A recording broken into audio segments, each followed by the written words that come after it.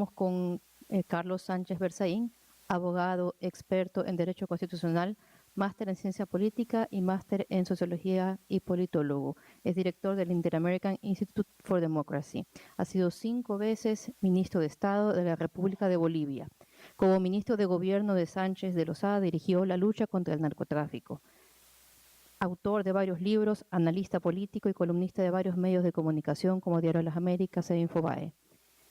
Actualmente es exiliado político en los Estados Unidos. Con ustedes, Carlos Sánchez. Gracias. Sobre todo lo brillantemente expuesto, mostrando la realidad de las violaciones y la inexistencia de libertad de prensa en Venezuela, en Nicaragua, en Bolivia, en el Ecuador de Rafael Correa, en Cuba, que es la madre y dueña de todo este proyecto. Yo quiero exponer hoy día el tema que denomino la delincuencia organizada transnacional y sus crímenes contra la libertad de prensa. Y el marco de referencia teórico de lo que ahora les voy a explicar es que hace 5 años escribí un libro que se llama Las dos Américas, donde planteo que el eje de confrontación en las Américas no es un eje ideológico, sino un eje entre democracia y dictaduras. Y que las dictaduras recreadas por el acuerdo entre Chávez y Castro del año 99 se habían expandido y lideradas por Cuba controlaban en ese momento a Venezuela, al Ecuador, a Bolivia y a Nicaragua, a la Organización de Estados Americanos y a un grupo muy grande de países del Petrocaribe, y empezaban a perder influencia en la Argentina, en Brasil, en Chile, en Colombia, como posteriormente sucedió.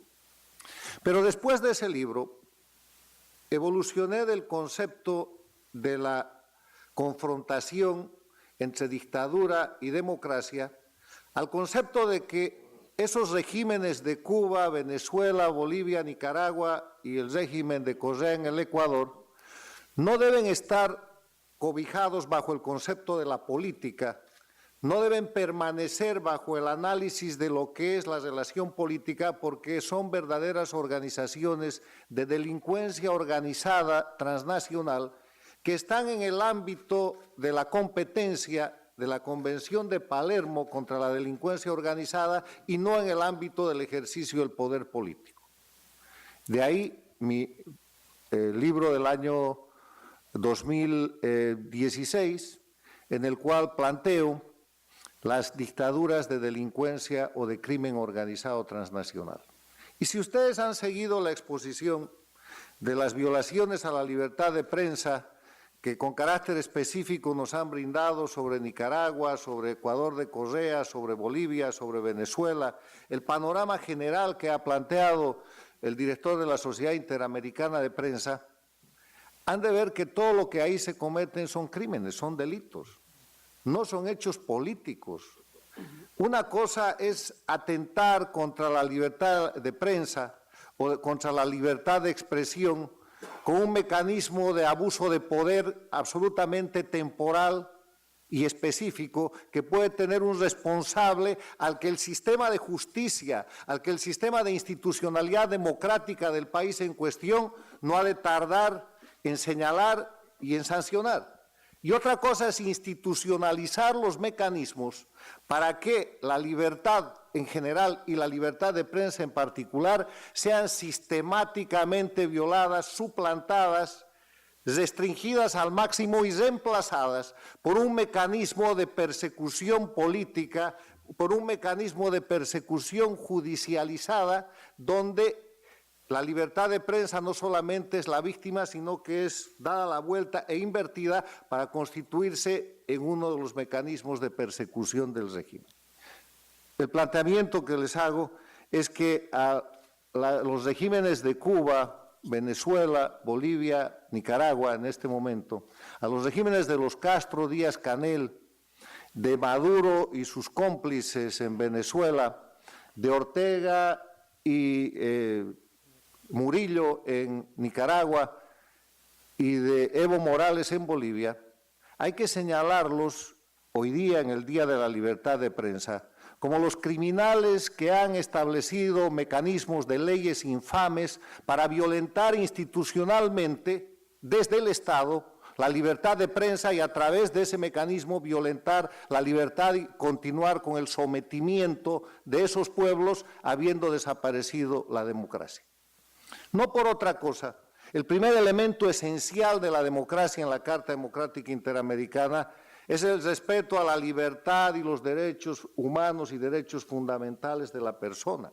Y en esa libertad está contenida la libertad de prensa, consagrada por el artículo, y la libertad de expresión, consagrada por el artículo 19 de la Declaración Universal de los Derechos Humanos, pero ratificada específicamente por un tratado del cual todos los estados americanos son parte y que se conoce como la Convención Americana de Derechos Humanos, en cuyo artículo 13 la libertad de pensamiento, de expresión, la libertad de buscar, recibir y difundir informaciones e ideas de toda índole no puede ser restringida ni puede estar sujeta siquiera a censura previa. Y si hacemos un recorrido, un reconocimiento de la realidad objetiva, de lo que ha venido pasando desde principios de este siglo en Venezuela, inmediatamente después en el Ecuador, en Nicaragua, en Bolivia, y lo que pasa hace 60 años en la dictadura cubana, vamos a ver que hay acciones de censura, hay persecución contra la gente que ejerce libertad de prensa o pretende ejercer. Han habido y ya existen asesinatos. La persecución política promueve el exilio. Hay periodistas exiliados de Nicaragua, de Bolivia, de Venezuela, del Ecuador. Eso acompañado de confiscación de medios de comunicación. Se han apropiado de medios de comunicación, como lo ha descrito la Sociedad Interamericana de Prensa, no solamente en Venezuela, también en el Ecuador. Gama Visión y TC Televisión son la piedra fundamental para que Correa empiece el montaje de su propio aparato en contra de la prensa libre y en contra y a favor más bien del manejo de la opinión pública. La compra de medios de comunicación, la supresión de tráfico y licencias en radio y televisión, la extorsión con el papel a los medios impresos, el sometimiento a propietarios de medios de comunicación a cambio de facilitarles otros negocios que van desde la banca hasta el comercio internacional, mientras sus medios están sirviendo al régimen dictatorial, tratando de disfrazar de democracia ese régimen totalitario. Sucede en todos estos países y sucede cada día. El cierre de medios de comunicación, las prohibiciones como las que se han señalado, por ejemplo, CNN en Venezuela, las leyes Mordaza, las leyes infames y todo eso que concluye en un sistema de autocensura, porque como la gente tiene que vivir, les bajan el techo de la libertad y es ahí donde terminan operando. Y esto, mis distinguidos amigos, estos son crímenes, son delitos. Y cuando se dice de sanciones, no estamos hablando de sanciones contra los estados, porque los estados son la persona jurídica, la pantalla en la que el crimen organizado transnacional se ha amparado. Toda la estrategia de los regímenes dictatoriales de Cuba, Venezuela, Bolivia y Nicaragua está en ampararse en el Estado, ampararse en la simulación de democracia, ampararse en la soberanía del pueblo, por lo tanto ampararse en la no intervención, seguirse amparando en conceptos de derecho que no les corresponden.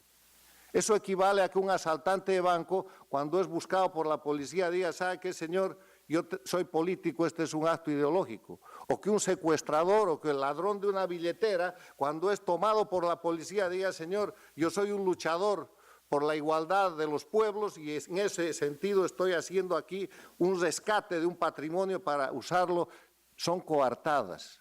Son las mismas coartadas que estamos escuchando a través de medios de comunicación manipulados, de los cuales se han apropiado estos regímenes para seguir oprimiendo a los pueblos. Entonces, yo termino diciendo que la manera como hay que tratar a estos regímenes no es como sujetos políticos, son sujetos delictivos, son criminales. El señor Maduro es un criminal, el señor Díaz-Canel y los dictadores Castro son criminales, el señor Evo Morales es un criminal, el señor Ortega, si se les puede decir, señores, a estos son criminales. Son criminales que hoy día que recordamos el Día de la Libertad de Prensa, les estamos señalando sus delitos contra la libertad y contra la libertad de prensa y contra los derechos humanos y los derechos fundamentales. Pero todos los días cometen toda la lista de delitos posibles e imaginables, que van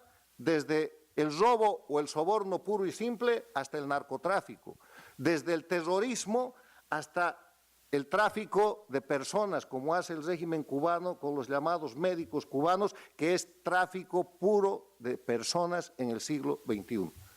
O sea, señores, estamos frente a un grupo de delincuencia organizada transnacional y sería tiempo de que empecemos a llamar las cosas por su nombre. Muchas gracias.